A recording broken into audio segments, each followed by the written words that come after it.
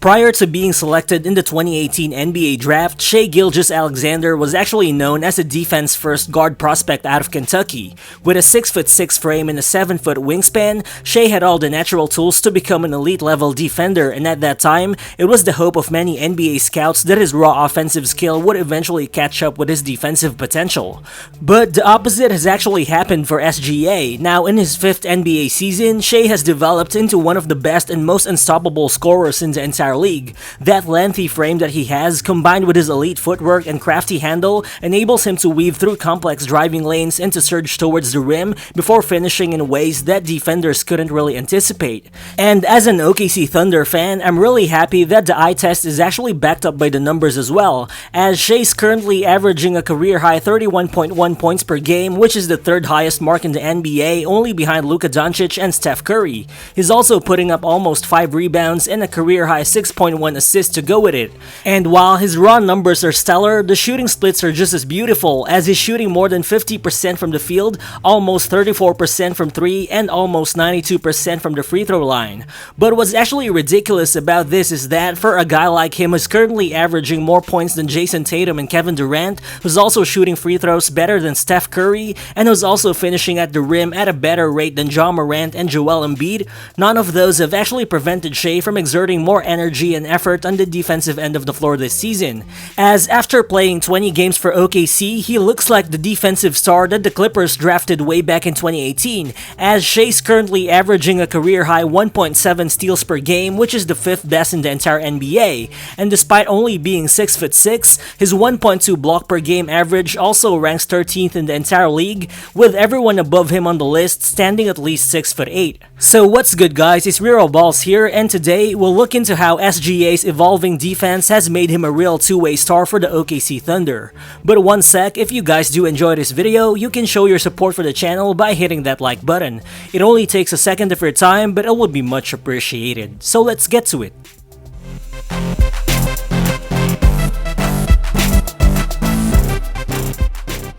So far, this current OKC Thunder team can be characterized as one of the best transition teams in the entire league. Not only does OKC rank number 1 in the NBA in terms of pace and transition possessions per game, but the 25 transition points per game they're averaging is also the 3rd best mark in the entire league, which isn't surprising at all considering that the team's best player, SGA, is also currently one of the most elite scorers out there, not only in the half court but also on the open floor, as the 8.1 transition points per game that Shai's averaging is actually the 2nd most in the NBA, only behind Giannis Antetokounmpo.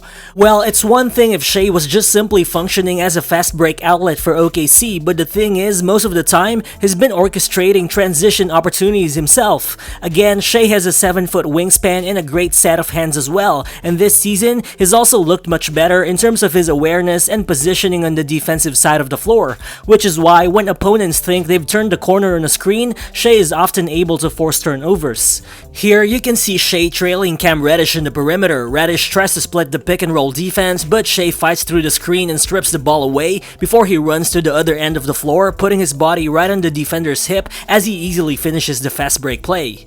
Again here, Shai guards Franz Wagner in the pick and roll, and just when it seemed like Wagner's gonna be able to utilize the screen, Shai pokes the ball away, and with JRE getting the steal, Shai runs the other way as he finishes the easy fast break dunk.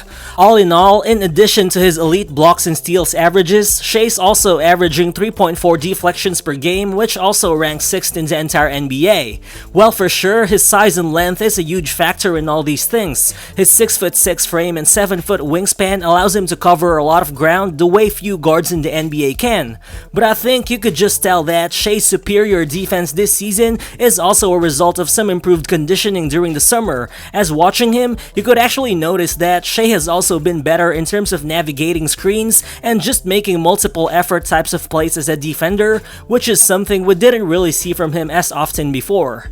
In this clip, you can see Shai guard Bogdanovic off the ball, then watch him trail his man even as he moves out of the screen. Bogdanovic initially gets him with a pump fake, but watch how Shai recovers and bothers the shot attempt multiple times before he finally gets the block in the end. Then here, you can see Shai in the middle of OKC's zone. As Patrick Williams goes for a quick drive and kick, Shai goes for the hard hard closeout, and even as Caruso gets past him at first, Shai recovers and blocks the jumper from behind. Well, I think it's safe to say that not a lot of guards are able to duplicate the same kind of effort that Shai's been exerting on the defensive end this season. The numbers also back this up, as currently, Shai ranks 5th in the entire NBA in terms of total steals and blocks combined, as his 58 total stocks only fall behind guys such as Brook Lopez, OG Anunoby, Anthony Davis, and Nick Claxton, who all are considered to be wide-bodied incredible defenders. And even when you expand it to the top 10 of the list, Shai even ranks ahead of guys like Bol Bol and Evan Mobley, who are both legitimate 7-foot shot blockers as well.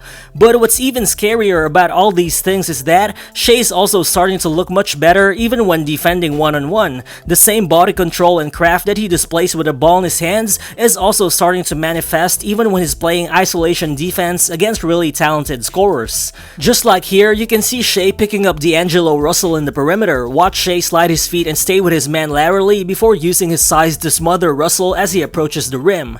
Here, with Detroit running in semi-transition, you can see Shai closing out on Jaden Ivey. Watch him use his strength to withstand Ivey's momentum before finally catching him with a block underneath the basket. Then in this clip, watch Shai pick up RJ Barrett all the way from the backcourt. You see Shai backpedaling towards the paint, but he knows that a spin move is coming, so he smartly pulls the chair off Barrett, leading to a broken possession for the Knicks. This time, Shai is caught in a mismatch with Chris Boucher on the post, but Shai smartly does the same pulling the chair kind of move, causing Chris Boucher to travel.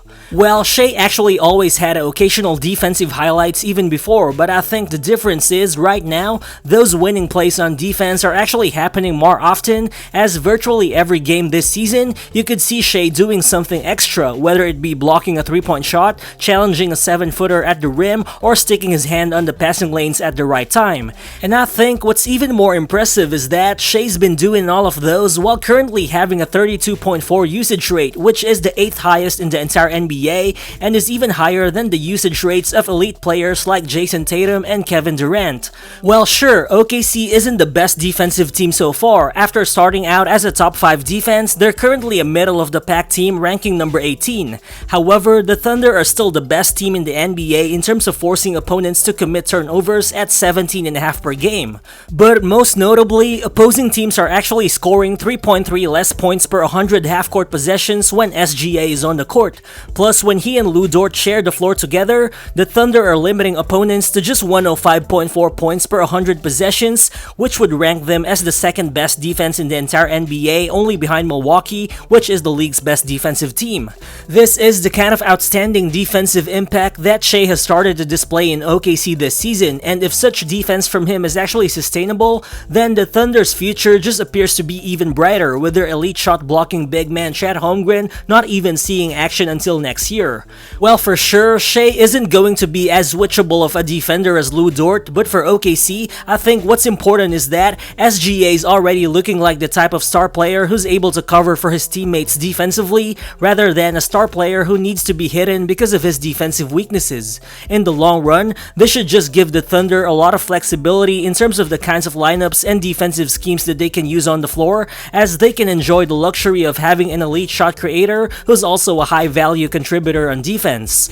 Well, as we already know, the most elite players in the NBA are the ones who can dominate on offense without taking anything off the table defensively, and I think the fact that Shai looks like he's already actually fitting into that standard right now just makes his two-way progress much more impressive. Well, definitely at this moment, it's SGA's highly efficient and unstoppable offense that's been putting him in all-star conversations, but with his ever-evolving defense starting to catch up, I think one way or another, Shai could easily be included in most valuable player conversations in the near future as well, most especially when the time comes that OKC finally starts to win more consistently again. Thank you guys if you made it this far into the video, and do you guys believe that SGA is going to be a first-time All-Star this season? Feel free to share your thoughts in the comment section below, and again, if you're new to the channel, please consider subscribing as well. Again, this is Real Balls, and I'll see you on the next one. Peace.